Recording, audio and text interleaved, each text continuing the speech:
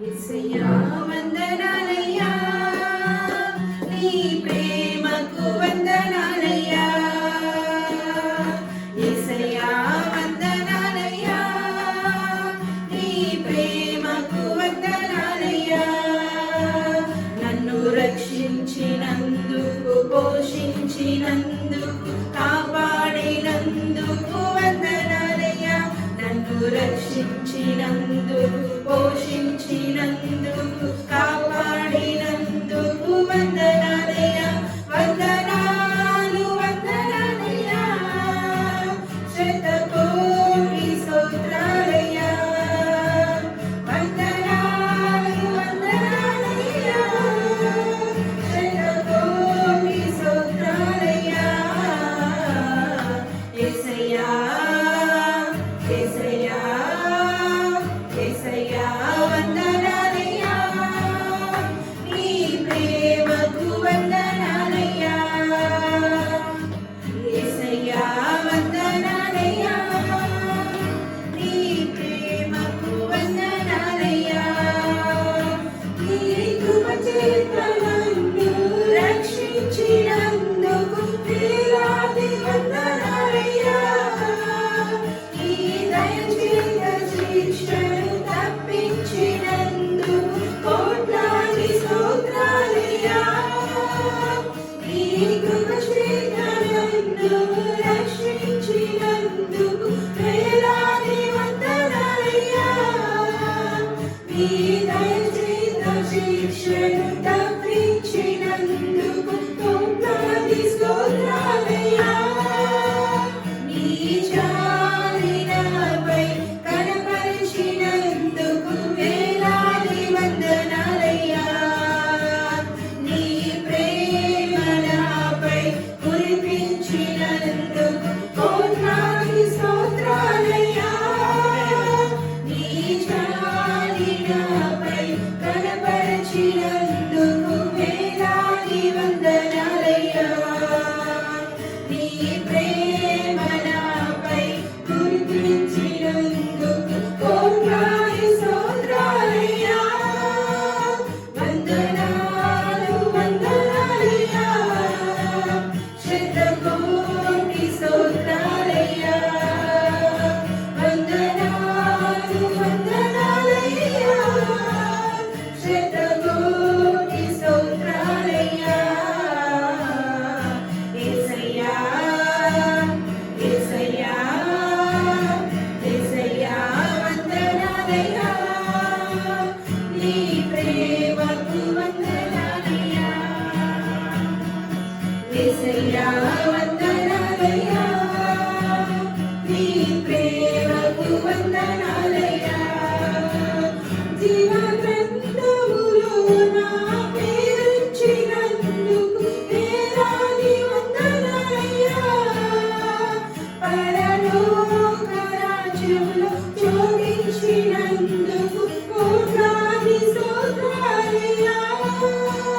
జీవ గ్రంథములో నా పేరుంచినందుకు వేలాది వందనాలయ్యా. పరలోక రాజ్యంలో జోడించినందుకు వేలాది స్తోత్రాలయ్యా. నన్ను నరకము నుండి తప్పించినందుకు వేలాది వందనాలయ్యా. నీ సాక్షిగా ఇలలో నన్నుంచినందుకు కోట్లాది స్తోత్రాలయ్యా. నన్ను నరకము నుండి తప్పించినందుకు వేలాది వందనాలయ్యా. నీ సాక్షిగా ఇలలో నన్నుంచినందుకు కోట్లాది స్తోత్రాలయ్యా. వందనాలు వందనాలయ్యా, శతకోటి స్తోత్రాలయ్యా.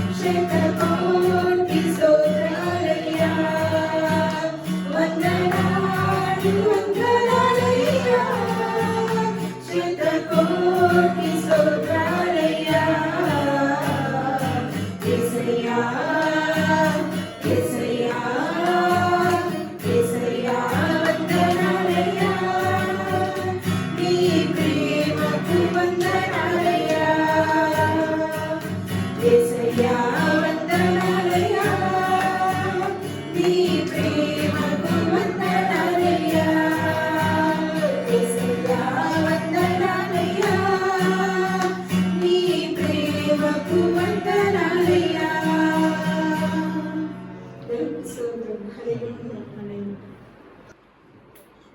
ప్రభువైన యేసుక్రీస్తు నామములో న్యూ లైఫ్ మినిస్ట్రీ మీ అందరికీ మరొకసారి వందనాలు తెలియజేసుకుంటున్నామండి. మరి ఇంతవరకు కూడా దేవుడు మనల్ని ఎంతగానో కాచి కాపాడి ఉన్నారు. ఈ 2026 సంవత్సరంలో 4 నెలలు ముగించుకుని మనం 5వ నెలలోకి అడుగుపెట్టున్నాము. మరి ఆ 5వ నెలలో మే నెలలో దేవుడు ఇస్తున్న వాగ్దానము గత రాత్రి ఆల్నైట్ ప్రేయర్లో ఈ ఆల్నైట్ ప్రేయర్లో మనం కొద్ది నిమిషాలు ధ్యానం చేసుకోవడం జరిగింది. అయితే మరొకసారి ఆ వాగ్దానాన్ని మీకు మరలా తెలియచేయాలని కోరుకుంటున్నాను. దావీదు రాసిన కీర్తనలు 71వ కీర్తన 21వ వచనం. నా గొప్పతనము వృద్ధి చేయము, నా గొప్పతనమును వృద్ధి చేయము, నా తట్టు మరలి నాకు నెమ్మది కలుగు చేయము, నా తట్టు మరలి నాకు నెమ్మది కలుగు చేయము. మరి చిన్న ప్రార్థన చేసుకుందామండి. ఈ వాగ్దానం ప్రకారము దేవుడి నెలంతా కూడా మనల్ని ఆశీర్వదించులాగున. మహాగణుడ సర్వాధికారి నీకు వందనాలు తండ్రి.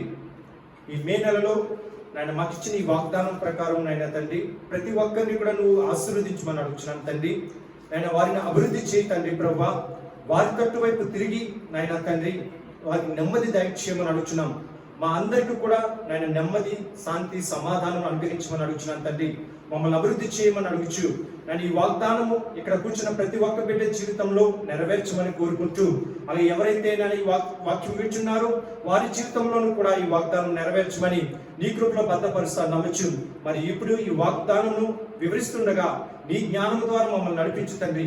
నాయన వినగలిగే చెవులను, అర్థం చేసుకున్న హృదయాన్ని ఇక్కడ కూర్చున్న వారందరికీ కూడా దయచేయమని నీ పరిశుద్ధాత్మతో నన్ను నింపి నడిపించమని యేసు నామములో ప్రార్థన అడిగి వేడి పొందుకుంటున్నాము తండ్రి. ఆమేన్. ప్రియమైన సహోదరి సహోదరులారా, మరి ఈ వాగ్దానము మరొకసారి క్షుణ్ణంగా చదువుకుందాం. Psalms 71 verse 21. నా గొప్పతనమును వృద్ధి చేయము, నా తట్టు మరలి నాకు నెమ్మది కలుగ చేయము.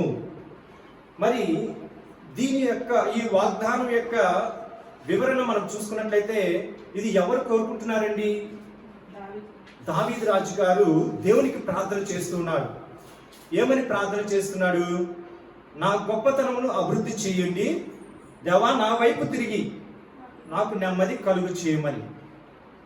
మరి దావీదు రాజు గారు ఎందుకు ఈ ప్రార్థన చేస్తున్నారు అనేది మనం చూసినట్లయితే 71వ కీర్తన మొదటి నుండి మనం చదువుకున్నట్లయితే ఆయన చిన్నప్పటి నుంచి కూడా దేవుని వెంబడించిన వారు. దేవుని యొక్క కృప ఆయనకి తోడుగా ఉంది. మనందరికీ తెలుసు, బలవంతుడైన గొలియాతుని ఆయన ఏ వయసులోనే, చిన్న వయసులోనే బాలుడిగా ఉన్నప్పుడే ఆ గొలియాతుని చంపినవారు. దేవుని యొక్క కృప ఆయనకి చిన్నప్పటి నుంచి ఉంది. అందుకే 5వ వచనంలో మనం చదువుకుందాం.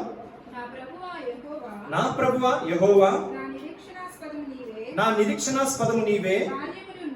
చూడండి, బాల్యము నుండి నా ఆశ్రయము నీవే. అంటే చిన్నప్పటి నుండి కూడా దేవుని మీద ఆధారపడిన వ్యక్తి. కిందకి 6వ వచనం చదువుతాం. గర్భవాసినైనది అంటే తల్లి గర్భంలో పిండం ఎప్పుడైతే ఏర్పడుతుందో, దావీదు రాజు గారి యొక్క పిండం ఏర్పడినప్పటి నుంచి కూడా నీవే నాకు ప్రాపకుడవై ఉంటివి, తల్లి గర్భము నుండి నన్ను ఉద్భవింపజేసిన వాడు. అంటే తల్లి గర్భంలో నాకు జన్మనిచ్చిన వాడు నీవే తండ్రి. నిన్ను గూర్చి నేను ఎప్పుడూ స్తుతిగానము చేసేదను అని ప్రార్థన చేస్తూ దేవుళ్ళు ఎదిగిన వారికి మరి ఎందుకు ఈ మాట చెప్పవలసింది వచ్చింది?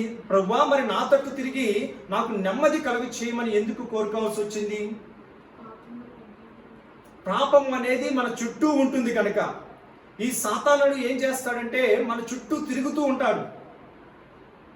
దేవుడు ఉన్నాడు, సాతాను ఉంది. మన చుట్టూ కూడా ఎప్పుడు కూడా దేవుని యొక్క రక్షక కవచం ఉంటుంది.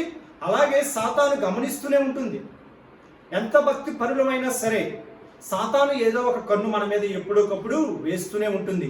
ఎప్పుడు ఈ బిడ్డను పడగొడదామా, ఎప్పుడు ఈమె ప్రార్థన చేయకుండా ఉంటుందా, ఎప్పుడు దేవునిలో ఉండకుండా ఉంటుందా, వెంటనే పట్టుకుందాము, ఏదో విధంగా వారిని బయటికి లాగేద్దామని సాతాను ఎప్పుడు కూడా ఎదురు చూస్తూనే ఉంటుంది. అయినప్పుడు మరి దావీదు రాజు గారు ఏమని ప్రార్థన చేస్తున్నారంటే 17వ వచనం మనం చదువుకుందాం. అదే అధ్యాయంలో 17వ వచనం. దేవా, బాల్యము నుండి బోధించుచూ వచ్చితివి. నీవు నాకు బోధించుచూ వచ్చింది. చిన్నప్పటి నుంచి ప్రభువా మరి నాకు తోడుగా ఉండి నన్ను ఈ మార్గంలో వెళ్ళి ఇక్కడికి వెళ్ళని నాకు బోధించుచూ వచ్చితివి. ఇంతవరకు నీ ఆశ్చర్య కార్యములు నేను తెలుపుతూనే వచ్చి తిని. 18వ వచనం, దేవా వచ్చు తరమునకు నీ బాహుబలమును గూర్చియు పుట్టబోవు వారందరికీ నీ శౌర్యమును గూర్చియు. చూడండి, మనం ఈ నెలలో మనం ఎలా ఉండాలంటే మీ గురించి రాబో తరము వాళ్ళు తెలుసుకోవాలి. పలానా సహోదరి పలానా వ్యక్తి అని సంఘము మీ కొరకు మాట్లాడాలి. పలానా సహోదరుడు పలానా సామ్ బ్రదర్ గారు దేవుని సన్నిధిలో బలంగా నిలబడ్డారు, ఆయన దేవుని ఆశీర్వదించాడు అనే సాక్ష్యాలు మనం వినాలి. అలాగే పలానా సహోదరమ్మ గారు, పలానా ప్రమీలమ్మ గారు, పలానా మేన సిస్టర్ గారు, పలానా ఎవరు సిరి సిస్టర్ గారు, ఇలాగా ప్రతి ఒక్కరి గురించి సాక్షులు సంఘము మాట్లాడుకోవాలి. ఇక్కడ ఎవరి గురించి మాట్లాడుకోవాలని ప్రార్థన చేస్తున్నాడు ఇతను? తన జీవితం గురించి రాబో తరము వారు మాట్లాడుకోవాలి. ఆ విధంగా రాబో తరములు ఇప్పుడు మీ గురించి మీ పిల్లలు మాట్లాడుకోవాలంటే మీరు ఎలా ఉండాలని? ఇప్పుడు దేవుని యొక్క మార్గంలో ఉండాలి, దేవునికి మాదిరిగా ఉండాలి.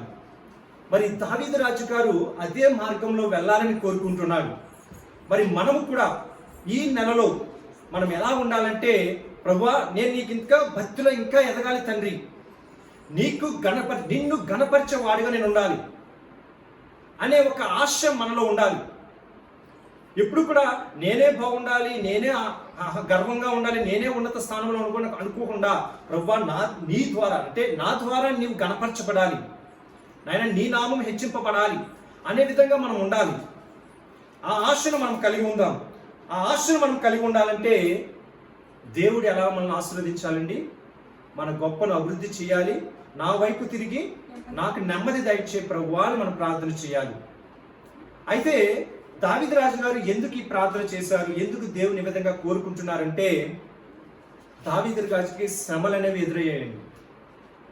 సౌలు రాజు గారి ద్వారా శ్రమలు ఎదురయ్యాయి, తన సొంత కొడుకుల ద్వారా శ్రమలు ఎదురయ్యాయి. ఆ శ్రమలన్నిటిలోంచి కూడా దేవుని కొరకే నిలబడి, మరి ఈ రోజున మనం కీర్తన భాగం చదువుకుంటున్నాం. మరి కీర్తనలో మనం ఎవరిని ధ్యానం చేసుకుంటున్నామండి? దావీదు రాజు గారు దేవుని ఏ విధంగా స్తుతించారో అలా మనం స్తుతించాలని ఆయన గురించి తెలుసుకుంటున్నాం. అలాగా మన గురించి రాబో తరము మాట్లాడుకోవాలి. ప్రమీలమ్మ గారు ప్రార్థనలో భలే నిలబడ్డారు, ప్రార్థన చేస్తే దేవుడు వెంటనే సమాధానం ఇస్తాడు, ప్రార్థనలో భలే ప్రార్థన చేస్తారు అనే ఒక సాక్ష్యం మనం ఉండాలి, మనం వినాలి. మన బిడ్డలు కూడా మాట్లాడుకోవాలి. అక్కడ హసి ఉంది, ఇప్పుడు చూస్తూ ఉంటుంది. అలాగే తనకి మ్యారేజ్ అయిన వయసుకి మనందరిని గురించి హసి మాట్లాడుకోవాలి. నా తల్లి, నా తండ్రి, నా తాతయ్య గారు, నా అమ్మమ్మ గారు ఇలా సంఘంలో ఉండి ప్రార్థనలు చేసేవారు, భక్తి పరులు. సో ఈ రోజు నేను ఎలా ఉన్నానంటే వారి యొక్క భక్తి అని మనము మన గురించి వారి సాక్ష్యం ఇచ్చే విధముగా మన భక్తి ఉండాలి. మరి ఆ భక్తి మనలో ఉండాలంటే మనం ఎలా ఉండాలి? మన గొప్ప అభివృద్ధి చేయాలంటే గత రాత్రి నేను చెప్పడం జరిగింది. ఎప్పుడు కూడా మన యొక్క ఆలోచన ఎలా ఉండాలంటే, నా ద్వారా దేవుని నామము గణపరచబడాలి. దేవునికి స్తోత్రం, హల్లెలూయా. నా ద్వారా దేవుడు ఉన్నత స్థానంలో ఉండాలి. ఇప్పుడు పలానా ప్రమీలమ్మ గారిని దేవుడు ఆశీర్వదించాడంటే ఘనత ప్రమీలమ్మ గారి కంటే దేవుడికి వెళ్తుందా? దేవుడికి వెళ్తుంది. అలాగా దేవుడిని గణపరచాలంటే దేవుడు మనల్ని ఆశీర్వదించాలి. ఎప్పుడైతే మనం ఉన్నత స్థానంలోకి వెళ్తామో అప్పుడు మనల్ని చూసి దేవుని గణపరుస్తారు. పలానా వ్యక్తి యేసుప్రభువు వారిని నమ్ముకున్నారు, అందువలన వాళ్ళు ఇప్పుడు చక్కగా ఉన్నారు, ఉన్నత స్థానంలో ఉన్నారు అనే ఒక ఘనత దేవుడికి చెల్లాలి, ఆ తర్వాత మనకు రావాలి. ఆ విధంగా మనం దేవుడు ఆశీర్వదించాలని మనం కోరుకుందాం. అయితే దావీదు రాజు గారు ఈ ప్రార్థన ఎందుకు చేశారు అనే దాని గురించి ఒక మాట నేను వివరిస్తాను. మరి ఆయన చుట్టూ కూడా ఎంతో మంది శత్రువులు ఉన్నప్పటికీ కూడా ఆయన శ్రమలు ఎదురైనప్పటికీ దేవుని విడిచిపెట్టలేదు. ఇప్పుడు మనం ఇక్కడ ఉన్నాము, మనందరికీ కూడా శ్రమలు అనేవి ఉన్నాయా లేవండి? ప్రతి ఒక్కరికి శ్రమలు అనేవి ఉన్నాయి, శోధనలు ఉన్నాయి, కష్టాలు ఉన్నాయి. మరి దేవుడు ఎందుకు కష్టాలు మనకి ఇస్తున్నాడంటే, ఆ కష్టాల్లో మిమ్మల్ని గణపరచడానికి. ఏంటండి? ఆ కష్టాల్లో మిమ్మల్ని నిలబెట్టి ఆయన నామము గణపరచబడడానికి. ఉదాహరణకి గొలియాతు గారు ఉన్నారు. గొలియాతుని దావీదు చంపాడు. మరి గొలియాతు లేకపోతే దావీని కీర్తి బయటకు వస్తుందండి? తను ఆ రాజకుమార్తెని వివాహం చేసుకుని రాజు అవ్వగలరా? లేదు. అందువలన శత్రువుని దేవుడు ఏం చేస్తున్నాడంటే ముందు పోషిస్తాడు. గొలియాతుని బలంగా పోషించి గొలియాతుని నిలబెట్టి ఎవరి దగ్గరికి తీసుకొచ్చాడండి? దావీదు దగ్గరికి.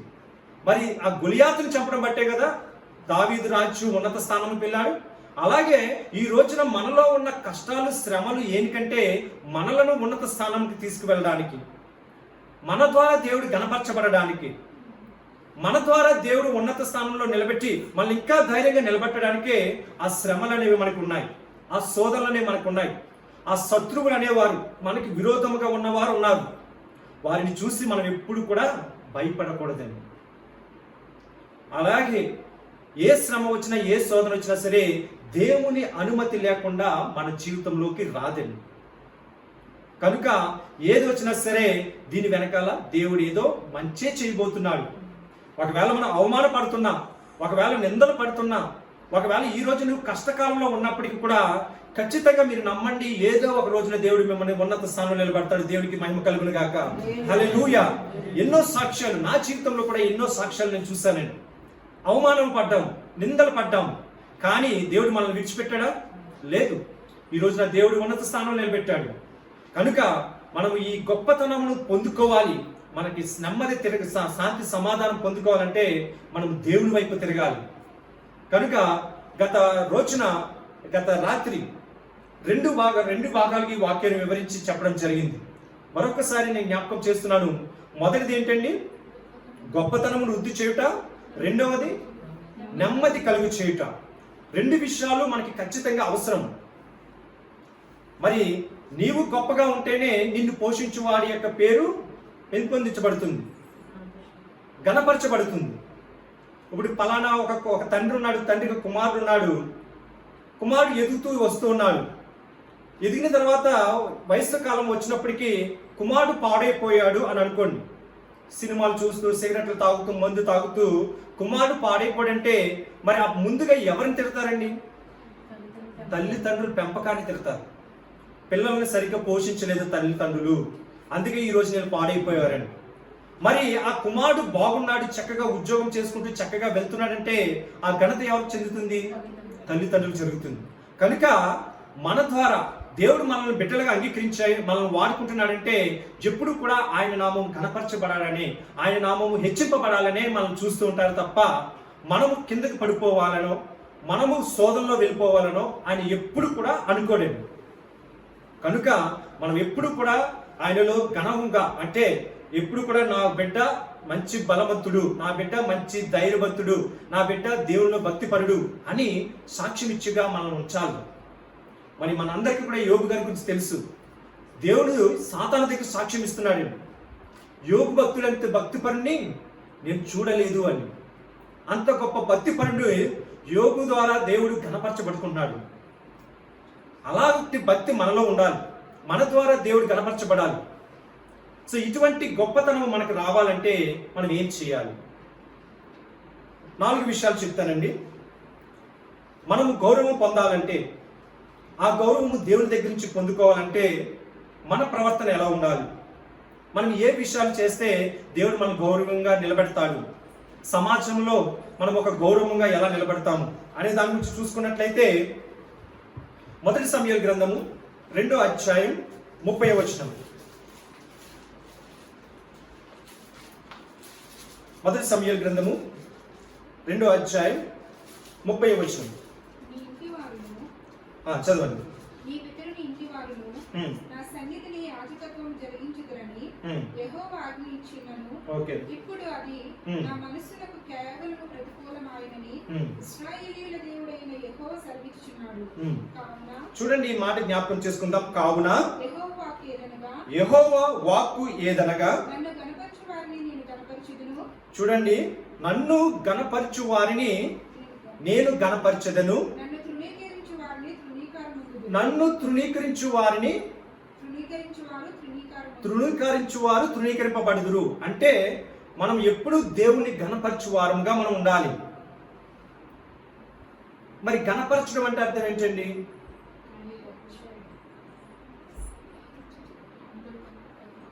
మన దేవుణ్ణే ప్రతి విషయంలోనూ ముందు పెట్టుకోవాలి.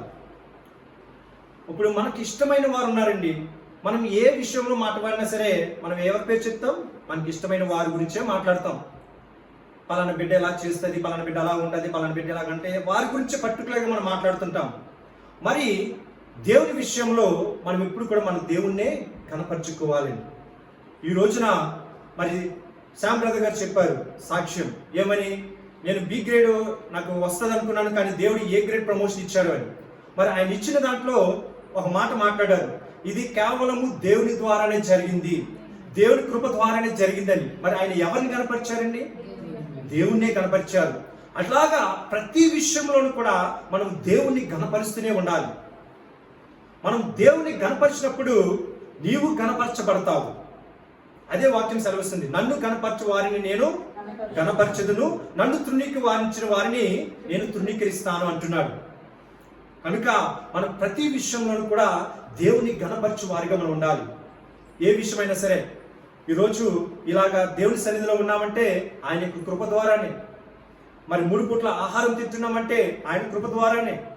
మరి చక్కగా బట్టలు వేసుకుని చక్కగా ఉద్యోగం చేసుకుంటూ దేవుని సన్నిధిలో వెళ్తున్నామంటే ఆయన కృప ద్వారానే. ప్రతి విషయంలో కూడా ఆయనను మనం గణపరచుకోవాలి. మరి అలా గణపరిచిన వారిలో ఒక వ్యక్తి గురించి మరి పాత నిబంధన కాలంలో వారి జీవితం ఉంది, కొత్త నిబంధన గ్రంథంలో వారి గురించి మాట్లాడడం జరుగుతుంది. నేను మొదటిగా చెప్పింది అదే, మన తరం గురించి రాబో తరం వారు మాట్లాడుకోవాలి. మనం ఎలా బ్రతుకుతున్నాం, మన జీవితం ఎలా ఉంది అనేది ఎదుటి వారికి ఒక ఉదాహరణగా ఉండాలి. సో మరి హెబ్రీయులకు రాసిన పత్రికలో 11వ అధ్యాయము 5వ వచనం, కొత్త నిబంధన గ్రంథం అండి, హెబ్రీయులకు రాసిన పత్రిక. అపోస్తలుడైన పౌలు గారు హీబ్రూ సంఘానికి రాస్తూ విశ్వాసం గురించి మాట్లాడుతూ ఆయన 11వ అధ్యాయము 5వ వచనం తీవ్రండి. ఇక్కడ ఒక నిమిషం మరొకసారి చెప్తున్నాను. Hebrews chapter 11 verse 5. ఇక్కడ అపోస్తలుడైన పౌలు గారు విశ్వాసం గురించి మాట్లాడుతూ ఆయన పాత నిబంధన గ్రంథాలన్నింటిలోనూ కూడా వ్యక్తులను తీసుకుని పలానా వారు విశ్వాసం ఉన్నారు, పలానా వ్యక్తి విశ్వాసం ఉన్నారని మాట్లాడుచు 5వ వచనం దగ్గరికి వచ్చేటప్పటికి ఒక వ్యక్తి గురించి మాట్లాడుతున్నారు. 5వ వచనం చదువుకుందాం. విశ్వాసమును బట్టి హానోకు మరణము చూడకుండానట్లు కొనుపోబడెను. అతడు కొనుపోబడక మునుపు చూడండి దేవునికి ఇష్టుడై ఉండెను, సాక్ష్యము పొందెను. కాగా దేవుడు అతన్ని కనుపోయెను గనుక అతడు కనబడలేదు. ఆయన ఏ కాలంలో ఉన్నవాడండి? పాత నిబంధన కాలంలో ఉన్నవారు. మరి ఈ రోజున ఈ కొత్త నిబంధన గ్రంథంలో ఆయన గురించి మాట్లాడుకుంటున్నారంటే ఆయన యొక్క జీవితం ఎలా ఉండేదండి? దేవునికి ఇష్టమైన వాడుగా, దేవుని గణపరిచేవాడుగా ఈయన భక్తుడు జీవించున్నాడు. మరి అటువంటి జీవితాన్ని మనం పొందుకోవాలి. ఈ హానోకు వంటి జీవితాన్ని మనం పొందుకోవాలి. మన గురించి రాబో తరం వారు మాట్లాడుకోవాలి. దేవునిలో బలంగా నిలబడతారు, దేవునిలో ప్రార్థన చేస్తారు, దేవునిలో పాటలు పాడతారు, దేవునిలో శక్తివంతులుగా నిలబడతారు అని వారు మన గురించి వారు చెప్పే విధంగా మనం ఉండాలి. మరి దేవుని నామముకి స్తోత్రం. హల్లెలూయా, హల్లెలూయా. సో ఈ విధంగా మరి ఇంకొక వ్యక్తి గురించి కూడా రాత్రి మాట్లాడడం జరిగింది, ఏలియా ప్రవక్త గురించి. ఆయన కూడా దేవుని చేత కొనుక్కోబడిన వారే. సో ఈ విధంగా మనము దేవునిని వెంబడించిన తర్వాత, దేవుని అంగీకరించిన తర్వాత ఆయన నామము ఘనపరచబడుతుంది. ఎప్పుడైతే ఆయన నామము ఘనపరచబడుతుందో మన జీవితాలు కూడా ఘనముగా ఉంటాయి, మన జీవితాలు హెచ్చింపబడతాయి. మరి మనం ఏం చేయాలంటే ఆయన ప్రతి విషయంలోనూ కూడా ఘనపరచాలి. అయితే మీరు ఎవరి దగ్గరికి వెళ్ళి పడితే ఆరి దగ్గరికి వెళ్ళి మా దేవుడు గొప్పవాడని చెప్తే ఊరుకుంటారండి? బయట ప్రపంచం ఎలా ఉంది? మనము నోరెత్తి ఒక మాట దేవుడి గురించి మాట్లాడితే 10 మంది మన మీద పడిపోయే విధంగా ఉన్నారు. కనుక మనకి ఉన్న సమయంలోనే దేవుని సన్నిధికి వచ్చాం.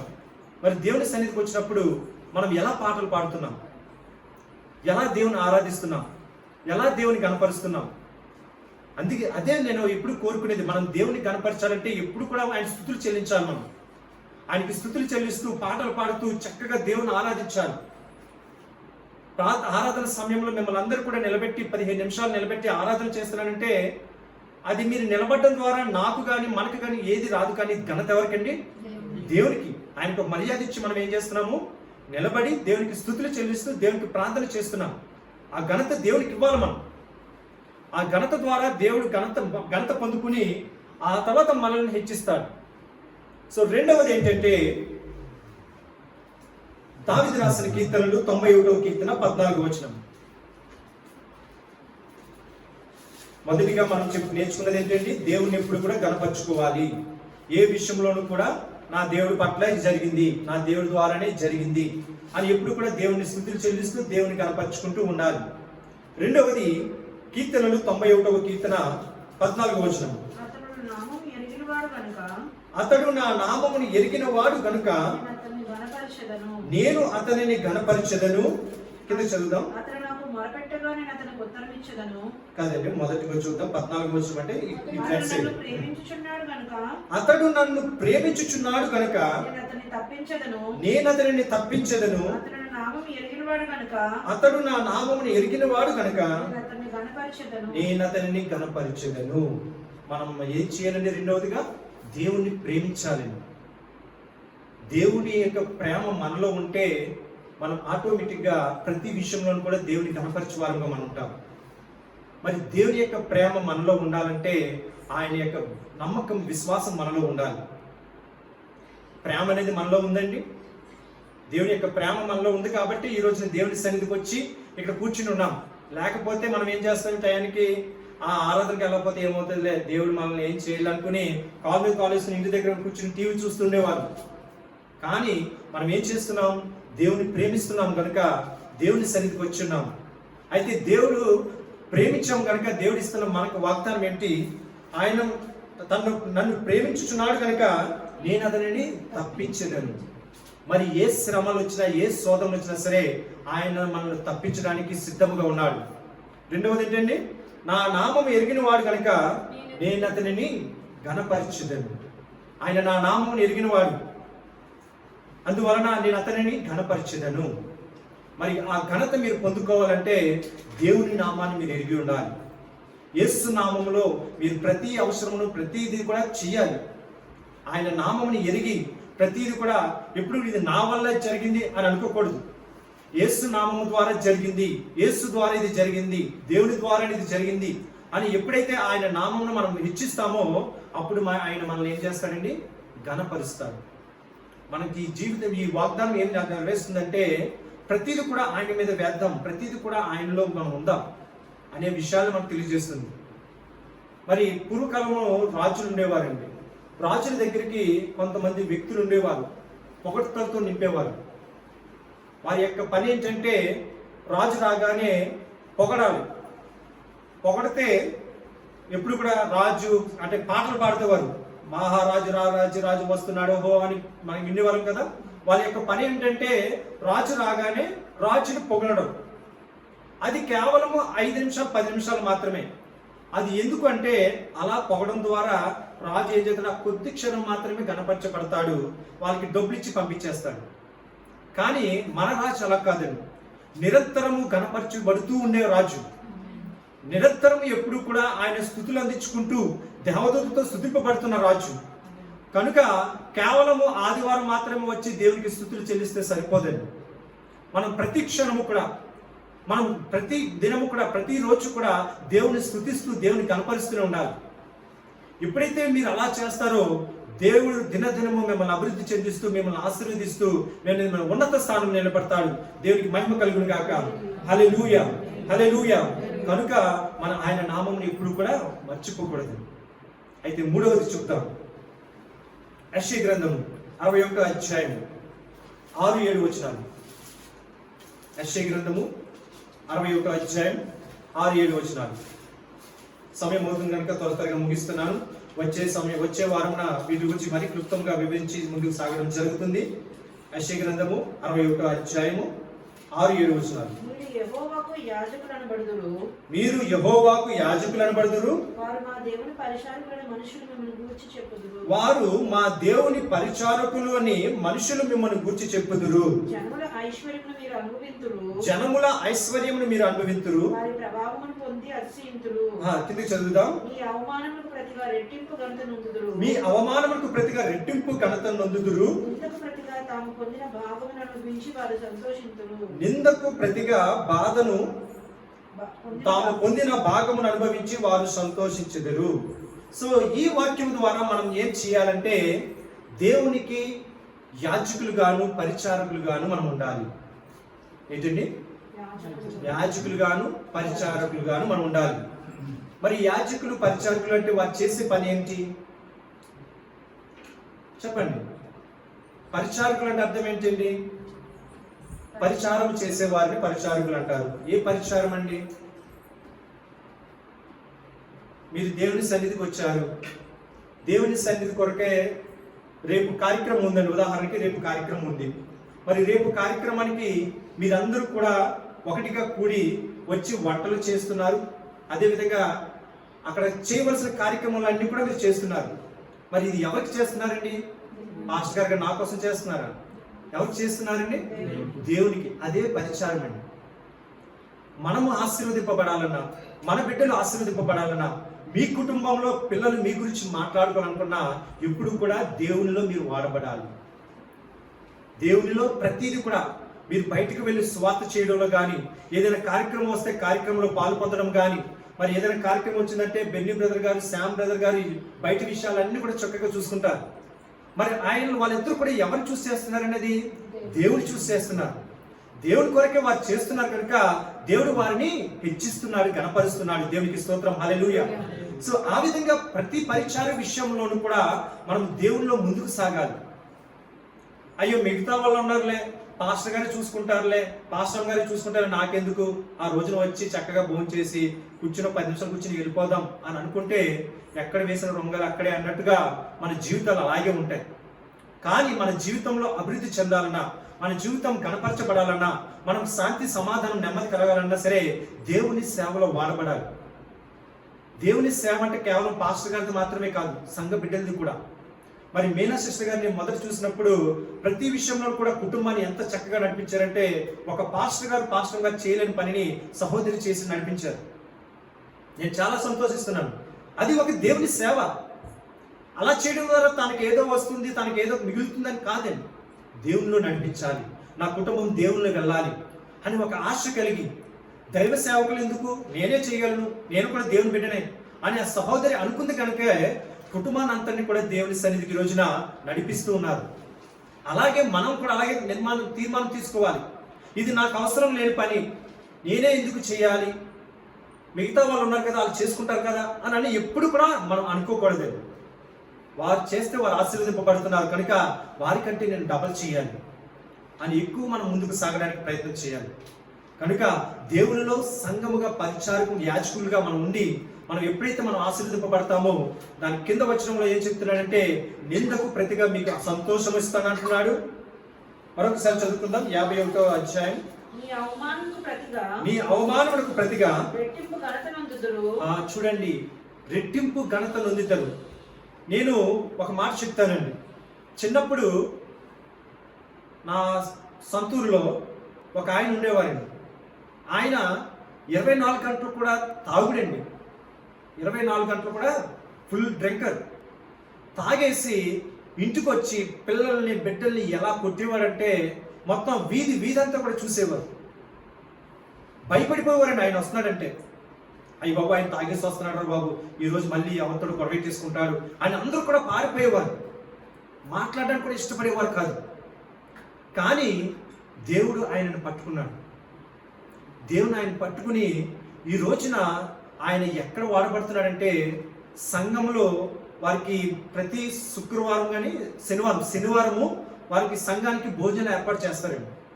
ఆ సంఘ భోజనాల కార్యక్రమంలో భార్య భర్తలు ఇద్దరు కూడా, మరి ఆ తల్లి ఎంత కన్నీరు విడిచి దేవునికి ప్రార్థన చేసిందో మాకు తెలుసు. కానీ నిజంగా ఆ తల్లిని ఎప్పుడు కొడుతుండేవారండి, ఎప్పుడు కొడుతుండేవాడు ఆయన. అలాంటి భర్తని దేవుడు మార్చి కఠినమైన హృదయాన్ని తీసివేసి అటువంటి వ్యక్తిని మార్చి ఈ రోజున సంఘంలో ఏది కావాలనుకున్నా సరే, బట్టలకు సంబంధించింది ఏది కావాలన్నా సరే వారికి ఒక ఆటో ఇచ్చి ఆ ఆటో ద్వారా వారన్నీ కూడా సమకూరుస్తూ భార్యాభర్తలు ఇద్దరు కూడా సంఘంలో వాడబడుతున్నారండి. ఇప్పుడు ఆయన ఈదంట వస్తుంటే ఫలానా వ్యక్తి వస్తున్నారా, దేవుడికి స్తోత్రం, ఎలాంటి వ్యక్తిని ఎలా మార్చారో బాబు అని ఆయన గురించి గత కాలంలో జరిగిన విషయాల గురించి మాట్లాడుకుంటూ మరి వారి బిడ్డలను కూడా దేవుడు ఆశీర్వదిస్తున్నాడండి. మరి సైకిల్ తొక్కడానికి కూడా సైకిల్ లేని పరిస్థితుల్లోంచి ఇప్పుడు 2 కార్లు కనుక్కుని 2 కార్లు కూడా బయట నడిపించడానికి దేవుడు వారిని ఆశీర్వదిస్తున్నాడు. మేము వారిని చూసినప్పుడు, ప్రేమతో పలికించినప్పుడు చుట్టుపక్కల వాళ్ళందరూ ఎవరైతే ఆయన తిట్టుకున్నారో ఇప్పుడు వాళ్ళందరూ కూడా ప్రైజ్ లాడండి బాగున్నారండి ప్రసాద్ గారు అని వారిని గౌరవిస్తున్నారు. మరి ఆ గౌరవం ఎవరి ద్వారా వచ్చిందండి? దేవుడి ద్వారా వచ్చింది. మరి అటువంటి సాక్ష్యాలు ఎన్నో విన్నప్పుడు దేవుడు అలాంటి వారినైనా సరే మార్చగలడండి. అందుకే మనం ఎప్పుడు కూడా దేవుని సన్నిధిలో ఉండాలి, దేవుని సన్నిధిలో నడవబడాలి.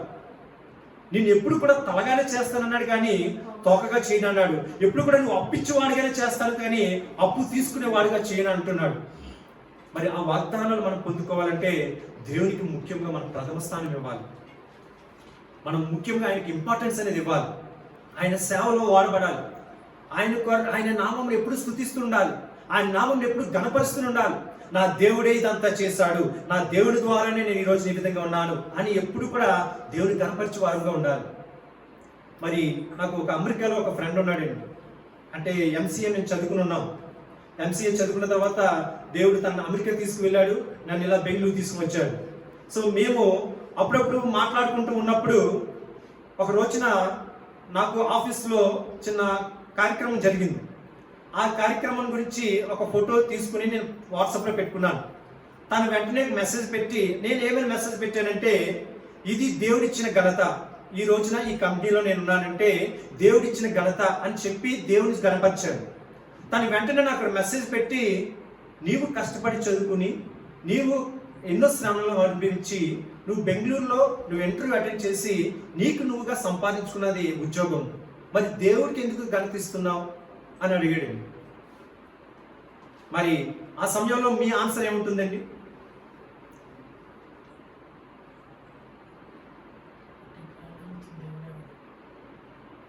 ఈ రోజున బెంగళూరులో ఉద్యోగం చేసుకుంటున్నామని నేను దేవుని కనపరిచాను, తనేమో తిరిగి రివర్ క్వశ్చన్ వేశాడు, అది నీ కష్టార్జితము నువ్వు పొందుకున్నది, మరి దేవుని ఎందుకు నువ్వు కనపరుస్తున్నావు అని. దేవుడు చేశాడు కాబట్టి మీరు దేవుని కనపరిచారు. నేను ఒకటే సమాధానం చెప్పాను. చాలా మంది మనతో కలిసి చదువుకున్నారు, చాలా మంది ఉద్యోగం లేక తిరుగుతూ ఉన్నారు. మరి దేవుడు వాళ్ళకంటే నన్ను ఉన్నత స్థానం అంటే దేవుడు నన్ను ఎన్నుకున్నవాడు కనుక, నేను ఎక్కడో ఉన్నవాడిని, పల్లెటూరులో పుట్టిన వాడిని, అలాంటి వాడిని ఎంసీఏ చదివించి దేవుడు నన్ను ఈ విధంగా బెంగళూరు తీసుకొచ్చాడంటే మరి దేవుని కృపే. దేవుడు చిన్నప్పటి నుంచి నన్ను విడిచిపెట్టలేదు కనుక నా కుటుంబంలో నన్ను దేవుడు హెచ్చించి ఈ రోజున ఉన్నత స్థానంలో నిలబెట్టాడు అని ఎప్పుడు కూడా నేను దేవుని కనపరుస్తాను.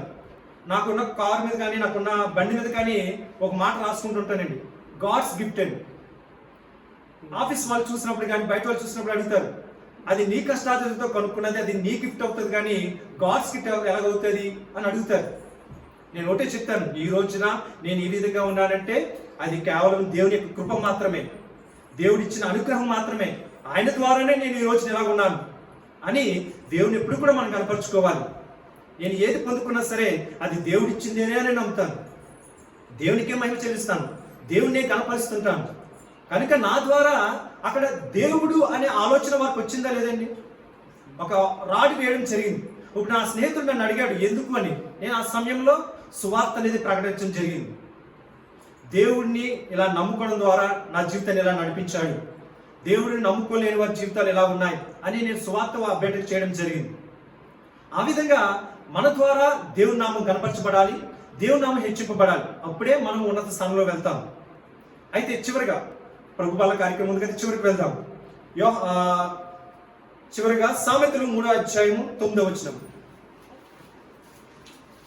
సామెతలు 3వ అధ్యాయం 9వ వచనం. తరగతి మన ప్రభు బాల కార్యక్రమంలోకి వెళ్దాం. సామెతల గ్రంథము 3వ అధ్యాయము 9వ వచనం. నా రాబడి అంతటిలో ప్రథమ ఫలమును నీ ఆస్తి భాగమును నీ ఆస్తి భాగమును ఇచ్చి యెహోవాను గణపరచుము. చూడండి, మరొక విధంగా మనం దేవుని గణపరచడం అంటే మనకి కలిగిన దాటిలో ప్రథమ ఫలం అండి, చివరి ఫలం అండి. ప్రథమ ఫలం అంటే అర్థము మనం అన్ని కూడా వాడేసుకుని తర్వాత తినేసి తర్వాత చివరికి ఇచ్చేదండి దాన్ని ప్రథమ ఫలం అంటాం. మొదటిగా ఇచ్చేదే ప్రథమ ఫలం. మనం దేవునికి ఎప్పుడు కూడా ఏది ఇవ్వాలండి? మనం ప్రథమ ఫలాన్ని మనం దేవునికి ఇవ్వాలి. ప్రథమ ఫలాన్ని ఎప్పుడైతే మనం దేవునికి ఇస్తామో అంటే దేవుని ఉన్నత స్థానంలో మనం పెట్టుకుంటున్నాం. నా దేవుడే ముందు, తర్వాత మిగతావన్నీ అని ఎప్పుడైతే మనం దేవుని పెట్టుకుని దేవుని ప్రథమ ఫలంగా మనం ఉంటామో మనం దేవుడు ఘనపరుస్తాడండి, మనం దేవుడు ఆశీర్వదిస్తాడు.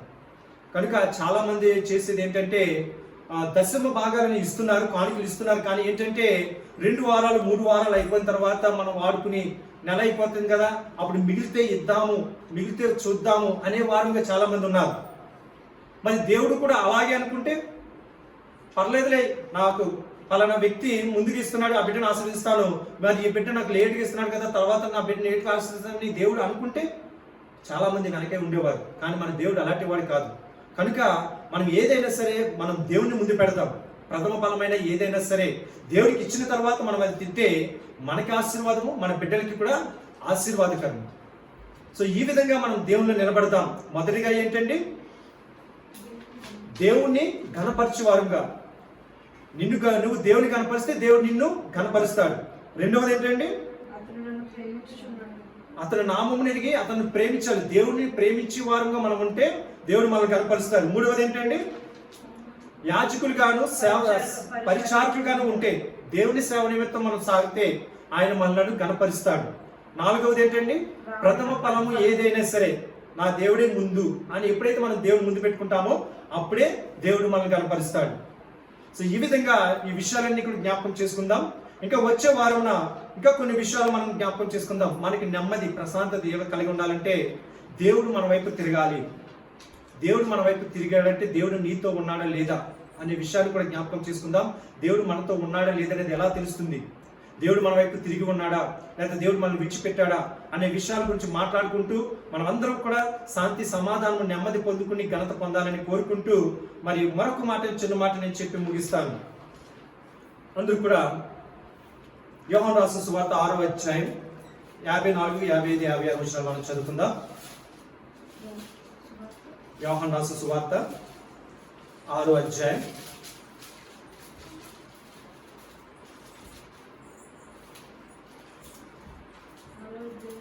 54, 55, 56 వచనాలు. నా శరీరము తిని నా రక్తము త్రాగువాడే నిత్య జీవము గలవాడు. అంచె దినమున నేను వానిని లేపుదును. నా శరీరము నిజమైన ఆహారమును నా రక్తము నిజమైన పానమునై ఉన్నది. నా శరీరము తిని నా రక్తము త్రాగువాడు నాయందును నేను వానియందును నిలిచియుందును. చూడండి, మరొక మాట చివరి వాక్యం చదువుకుందాం. నా శరీరము తిని నా రక్తము త్రాగువాడు నాయందును నేను వానియందును నిలిచియుందును. మరి దేవుడు మనలో నిలిచి ఉండాలంటే మనం ఏం చేయాలండి? ప్రభు బలలో పాలు పొందుకోవాలి. మరి ఆయన యొక్క శరీరమైన రొట్టెయు ఆయన రక్తమైన ద్రాక్షారసము మనకి మన మధ్యలో ఉన్నది.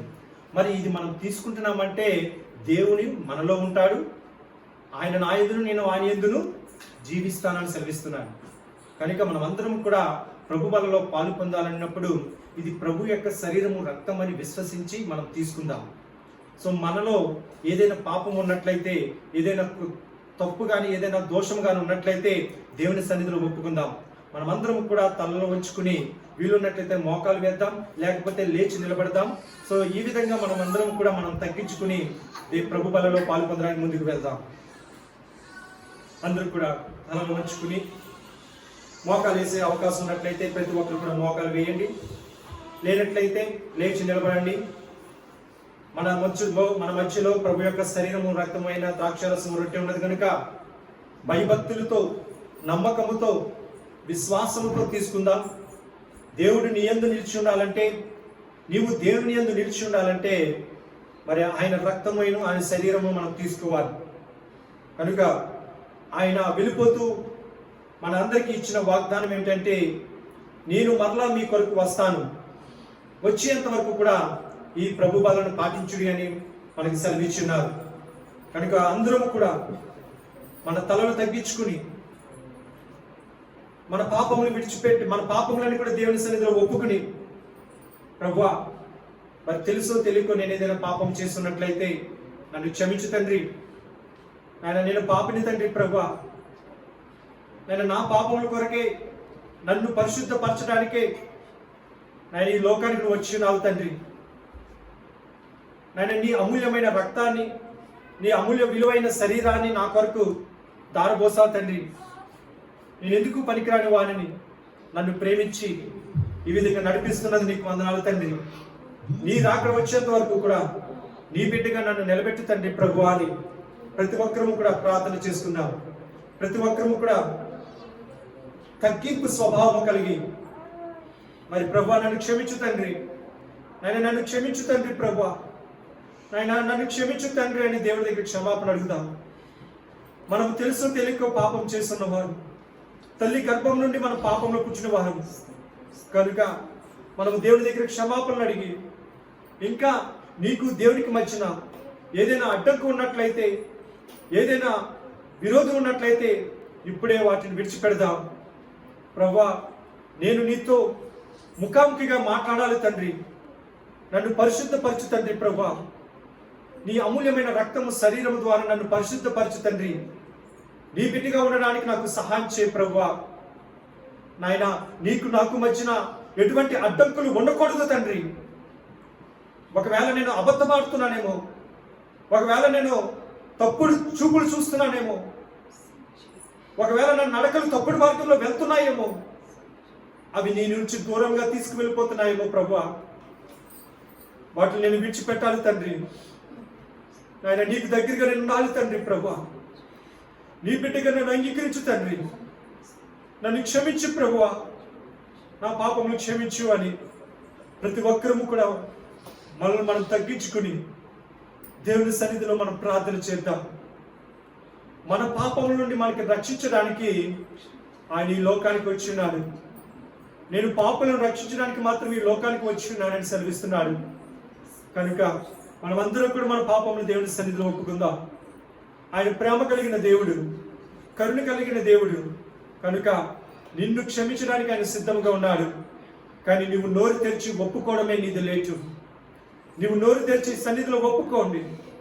ప్రభువా మరి నేను పాపిని తండ్రి, నాయన నా కుటుంబం పాపములతో ఉన్న తండ్రి, నా బిడ్డలు తెలుసో తెలియక పాపం చేస్తున్నట్లయితే వాళ్ళు క్షమించు తండ్రి ప్రభువా. నాయన ఏ తప్పైతే మేము చేస్తున్నామో అది మాతోనే అంతమవ్వాలి తండ్రి. మా బిడ్డల మీదకి రాకుండా నువ్వు కాపాడు తండ్రి ప్రభువా అని ప్రార్థన చేద్దాం. ప్రతి ఒక్కరము కూడా ప్రార్థన చేద్దాం. ప్రతి ఒక్కరు కూడా ప్రార్థన చేస్తూ ఉన్నప్పుడు 1 కొరింథీయులకు రాసిన పత్రిక 11వ అధ్యాయంలో దేవుడు చెప్పిన మాటలను అపోస్తలుడైన పౌలు గారి ద్వారా ఆ చెప్పిన మాటలను మీకు వివరిస్తాను. మీరందరూ కూడా ప్రార్థనలో ఏకీభవిస్తూ ఉండండి. ప్రభు బల కార్యక్రమంలో మనం ఏ విషయాల గురించి పాటించాలి, ఏ విషయాల్లో మనం నమ్మకం కలిగి ఉండాలి అనే విషయాల గురించి నేను వివరిస్తూ ఆ వాక్యం చదువుతాను. 1 కొరింథీయులకు రాసిన పత్రిక 11వ అధ్యాయం 23వ వచనం. నేను మీకు అప్పగించిన దానిని ప్రభు వలన పొందితిని. ప్రభు అయిన యేసు తాను అప్పగింపబడిన రాత్రి ఒక రొట్టెను ఎత్తుకుని కృతజ్ఞతాస్తుతులు చెల్లించి దానిని విరిచి, ఇది మీ కొరకైన నా శరీరము, నన్ను జ్ఞాపకము చేసుకున్నట్టుగా దీనిని చేయడని చెప్పాను. ఆ ప్రకారమే భోజనమైన పిమ్మట ఆయన పాత్రను ఎత్తుకుని, ఈ పాత్ర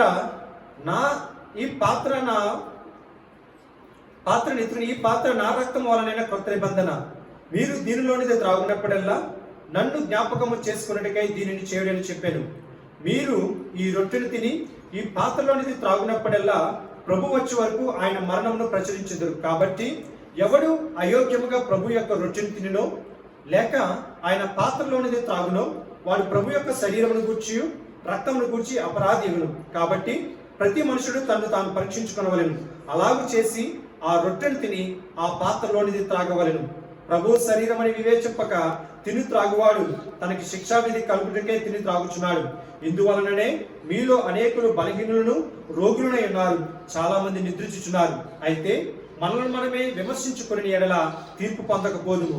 మనము తీర్పు పొందిన ఎడల లోకముతో పాటు మనకి శిక్షావిధి కలుగున్నట్లు ప్రభు చేత శిక్షింపబడుచున్నాము. ముగింపు ప్రార్థన చేసుకుందాం. ప్రభువా, మమ్మల్ని మిక్కిలిగా ప్రేమించిన మా ప్రియ పరలోకపు తండ్రి, ఇంతవరకు కూడా ఈ ఆరాధనలో మమ్మల్ని ఎంతగానో ముందుకు నడిపించిన దేవా, మరి ఈ ఆరాధన అంతా కూడా నువ్వు మాతో ఉండి మమ్మల్ని దీవించినందుకు నీకు వందనాలు. నేను నీ వాక్యం ద్వారా నీవు ఇచ్చిన వాగ్దానం ప్రకారము ఈ నెలంతా కూడా మమ్మల్ని ఘనపరిచి నాయన మమ్మల్కు శాంతి సమాధానం ఇవ్వడానికి మా వైపుకు తిరిగి రమ్మని అడుగుతున్నాం తండ్రి. మాతో మీరు ఉండి నడిపించు తండ్రి ప్రభా. ఈ వాగ్దానం నేను ఇక్కడ నిలబడి ఉన్న ప్రతి ఒక్క బిడ్డకు నువ్వు దయచేయమని అడుగుతున్నాను. ఎవరైతే వాక్యం ఉంటున్నారో వారి జీవితాల్లో ఫలింప చేయమని అడుగుతున్నాను తండ్రి. నేను ఎవరైతే దూర ప్రాంతంలో ఉన్నారో వారికి కూడా ఈ వాగ్దానం దయచేయ తండ్రి ప్రభా. అలాగే నేను తండ్రి అనేక విషయంలో ప్రార్థన విషయంలో కలిగి ఉన్నాము తండ్రి. ప్రతి ప్రార్థన నీ సన్నిధికి మొరపెట్టుచున్నాము తండ్రి ప్రభా. నేను ట్రాన్స్ఫర్ కొరకే ప్రార్థన చేస్తాము, ట్రాన్స్ఫర్ ఇచ్చినందుకు నీకు వందనాలు. ఇంకా ప్రమోషన్ కొరకే ప్రార్థన చేస్తాం, ప్రమోషన్ ఇచ్చినందుకు నీకు వందనాలు తండ్రి. అదేవిధంగా నేను మంచి ఎడ్యుకేషన్ లో రిజల్ట్స్ రావాలని ప్రార్థన చేస్తాం, మంచి రిజల్ట్స్ ఇచ్చినందుకు నీకు వందనాలు తండ్రి ప్రభా. నేను ఒక్కొక్క అవసరతను నువ్వు తీరుస్తున్నందుకు నీకు వందనాలు. ఇంకా మా జీవితాల్లో అనేక అవసరాలు ఉన్నాయి తండ్రి ప్రభా. ప్రతి ఒక్క అవసరాలను తీర్చమని అడుగుచున్నాం.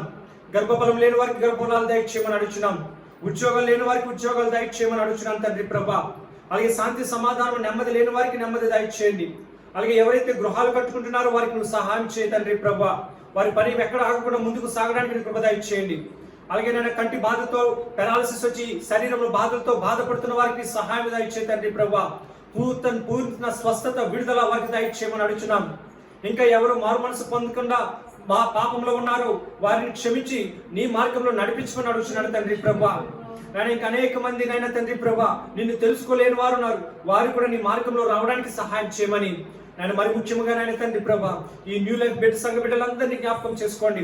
చిన్నవారి నుండి పెద్దవారి వరకు ప్రతి ఒక్కరిని పేరు పేరు దీవించి ఆశీర్వదించమని అడుగుచు నేను ఇప్పుడు మేము తిరిగి వెళ్తుండగా నీ శాంతి సమాధానము నెమ్మది మా అందరికి కూడా దయచేయమని నేను మరలా నేను రేపు జరగబోతున్న కార్యక్రమంలో మేము పాలు పొందుకోవడానికి నీ సహాయం దయచేయమని, నీ రాకడ వచ్చేంత వరకు మమ్మల్ని నీ కృపలో భద్రపరచమని, ప్రతి ఒక్కరికి కూడా నిండైన దీవెనలు ఆశీర్వాదాలు దయచేస్తాను నమ్ముచు మీకే మహిమ, మీకే ఘనత, మీకే ప్రభావం చెల్లించుకుంటూ యేసు నామములో ఈ ప్రార్థన వేడి పొందుకుంటున్నాం తండ్రి.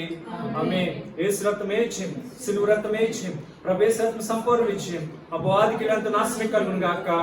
ఆమేన్, ఆమేన్, ఆమేన్. ఆశీర్వాదము మన పరలోకపు తండ్రి యొక్క ప్రేమయు, ప్రభు అయిన యేసుక్రీస్తు వారి యొక్క కృపయు, పరిశుద్ధ అన్యోన్య సహవాసము ఇప్పుడును ఎల్లప్పుడూ మనందరికీ కూడా ఆయన రాకడ వచ్చేంత వరకు సదాకాలము తోడై ఉండి నడిపించును గాక.